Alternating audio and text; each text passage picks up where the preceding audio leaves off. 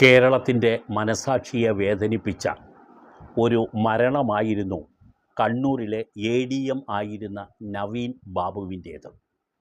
ആ മരണത്തിൻ്റെ ദുരൂഹത പൂർണ്ണമായും മാറണം എങ്കിൽ CBI അന്വേഷണം തന്നെ വേണമെന്നുള്ള ആ കുടുംബത്തിൻ്റെ ആവശ്യം ഇപ്പോൾ ഡിവിഷൻ ബെഞ്ചും നിരാകരിച്ചിരിക്കുകയാണ്. ഹൈക്കോടതിയുടെ സിംഗിൾ ബെഞ്ച് ആദ്യം തന്നെ ഈ ആവശ്യം നിരാകരിച്ചു.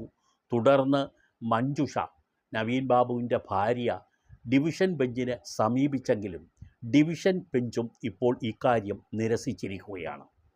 പക്ഷേ മഞ്ജുഷ തോൽക്കാൻ തയ്യാറില്ല എന്നു തന്നെ വേണം നമുക്ക് കരുതാൻ. കാരണം പരമോന്നത കോടതിയായ സുപ്രീം കോടതിയിലേക്ക് വിഷയം എത്തിക്കാനാണ് അവർ തീരുമാനിച്ചിട്ടുള്ളത്.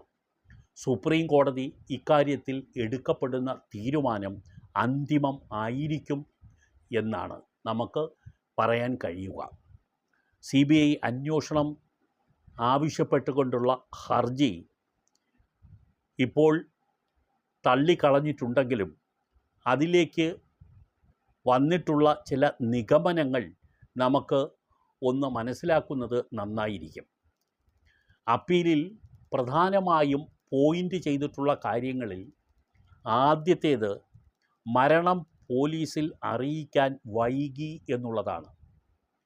പോലീസ് സ്റ്റേഷനിലെ ജനറൽ ഡയറിയിൽ ഈ മരണം സംബന്ധിച്ചിട്ടുള്ള എൻട്രി വൈകിയാണ് ചേർത്തത്. FIRൽ ആദ്യം തന്നെ ആത്മഹത്യ എന്ന നിഗമനം നടത്തി അത് എഴുതി വച്ചു. ഇൻക്വസ്റ്റ് നടത്തിയത് ഒരു മേലുദ്യോഗസ്ഥരായ ആരുമല്ല, സ്റ്റേഷൻ ഹൗസ് ഓഫീസർ മാത്രമാണ്. ബന്ധുക്കളെ അറിയിച്ചു പോലുമില്ല. ബന്ധുക്കൾ വരുന്നതിന് മുമ്പ് തന്നെ പോസ്റ്റ്മോർട്ടം നടത്തുകയും ചെയ്തു. ഇൻക്വസ്റ്റ് റിപ്പോർട്ടിൽ മരണപ്പെട്ട നവീൻ ബാബുവിൻ്റെ മൃതദേഹത്തിൻ്റെ പാദം നിലത്ത് തൊട്ടിട്ടാണ് ഉണ്ടായിരുന്നത് എന്ന് പറയുന്നുമുണ്ട്. ഇതൊക്കെയാണ് CBI എൻക്വയറിക്ക് വേണ്ടി ഉന്നയിച്ച വാദങ്ങൾ.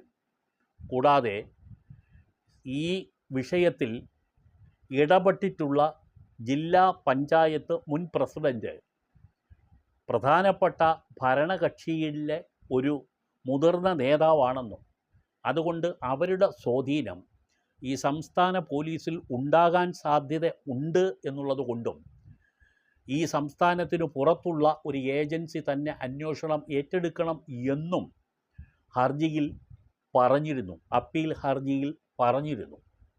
പക്ഷേ കോടതി പറഞ്ഞത് മൃതദേഹം ആദ്യം കണ്ടത് നവീൻ ബാബുവിൻ്റെ ഡ്രൈവറാണ്.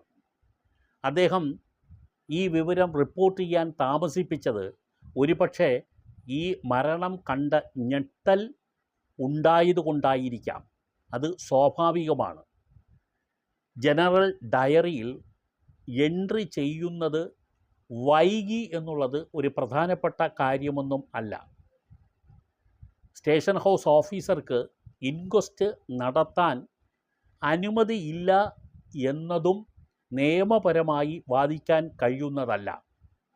ഇൻക്വസ്റ്റ് നടത്തുമ്പോൾ ബന്ധുക്കൾ അടുത്ത് വേണമെന്ന് ഒരു നിർബന്ധവും ഈ പ്രൊസീജിയറിൽ പറയുന്നുമില്ല. മാത്രമല്ല, വരാൻ വൈകും എന്നതിനാൽ ഇൻക്വസ്റ്റ് നടത്താൻ ബന്ധുക്കൾ അനുമതി നൽകി എന്നുള്ളതാണ് കോടതി എടുത്തു പറഞ്ഞിരുന്ന ഒരു കാര്യം. ഇൻക്വസ്റ്റ് റിപ്പോർട്ടിൽ മൃതദേഹത്തിൻ്റെ പാദം തറയിൽ തട്ടിയിരുന്നു എന്ന് പറയുന്നുണ്ടെങ്കിലും പോസ്റ്റ്മോർട്ടം റിപ്പോർട്ടിൽ ആത്മഹത്യ തന്നെയാണെന്ന് വ്യക്തമായും പറയുന്നുണ്ട്. ആത്മഹത്യയാണോ കൊലപാതകമാണോ എന്ന കാര്യത്തിൽ ഇപ്പോഴും അന്വേഷണ സംഘം അന്തിമ തീരുമാനത്തിൽ എത്തിയിട്ടും ഇല്ല. ഇതിനെ എല്ലാം സൂക്ഷ്മമായി പരിശോധിക്കുന്നതിന് സിംഗിൾ ബെഞ്ച് തന്നെ ബന്ധപ്പെട്ട മുതിർന്ന പോലീസ് ഉദ്യോഗസ്ഥർക്ക് നിർദ്ദേശം നൽകിയിട്ടുമുണ്ട്. ഇക്കാരണങ്ങളാൽ CBIയുടെ അന്വേഷണം അനിവാര്യമല്ല എന്ന നിഗമനത്തിലേക്ക് ഹൈക്കോടതിയുടെ ഡിവിഷൻ ബെഞ്ച് എത്തുകയാണ് ഉണ്ടായത്. പക്ഷേ നമ്മുടെ നാട്ടിലെ പൊതുജനങ്ങൾ സംശയിക്കുന്നത് പോലെ തന്നെ കുടുംബവും ഇക്കാര്യത്തിൽ നവീൻ ബാബുവിൻ്റെ കൊലപാതകത്തിൽ, നവീൻ ബാബുവിൻ്റെ മരണത്തിൽ ഒരു ബാഹ്യ ഇടപെടൽ നടന്നിട്ടുണ്ടോ എന്നുള്ള കാര്യത്തിൽ ഇപ്പോഴും സന്ദേഹം ഉള്ളവരും ഉണ്ട്. അത് കൊലപാതകം തന്നെയാണ് എന്ന് ആരും തീർത്ത് പറയുന്നില്ല എങ്കിലും എന്തൊക്കെയോ ദുരൂഹതകൾ ഈ മരണത്തിൽ നടന്നിട്ടുണ്ട് എന്ന് അന്നു മുതൽ പരക്കെ സംശയിക്കപ്പെടുന്നുണ്ട്. ഒരു CBI എൻക്വയറി വന്നു കഴിഞ്ഞാൽ അതിൽ ഒരു തീർപ്പുണ്ടാകും എന്നുള്ളതാണ് എല്ലാവരുടെയും പ്രതീക്ഷ. പക്ഷേ CBI എൻക്വയറിയെ ആദ്യം മുതൽ തന്നെ സംസ്ഥാന ഗവൺമെൻറ് അതിനെ എതിർക്കുകയാണ് ചെയ്തിട്ടുള്ളത്.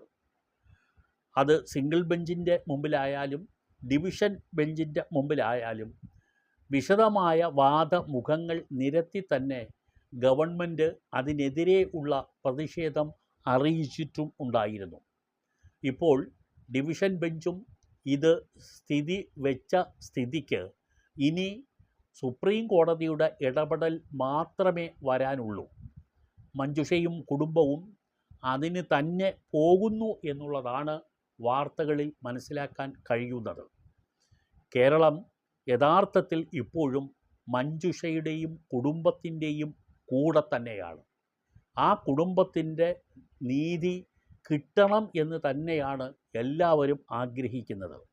അതുകൊണ്ട് തന്നെ മറ്റൊരു ഏജൻസി, സംസ്ഥാനത്തിന് പുറത്തുള്ള ഒരു ഏജൻസിയായ CBI തന്നെ വരണം എന്നുള്ള ആഗ്രഹം കേരളത്തിലുള്ള മഹാഭൂരിപക്ഷം ജനങ്ങളും പറഞ്ഞു വെക്കുകയും ചെയ്യുന്നു.